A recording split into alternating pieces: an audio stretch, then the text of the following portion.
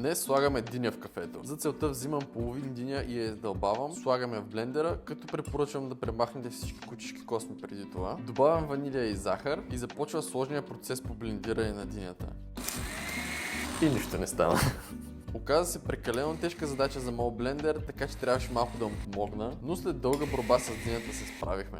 Прецеждам обратно динята в динята, слагам лед и тоник, разбърквам си набързо едно кафе. Последната стъпка, добавяме кафето. Cosmic Flow, кафе с ГБ даптогени, най-доброто кафе са даптогени. Време е за тест. Имам доста сериозни очаквания към това кафе.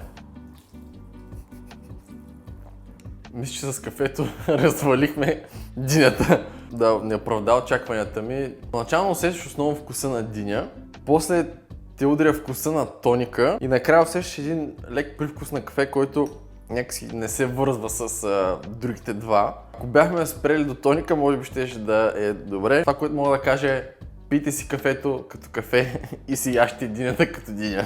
Давам му 3 от 10.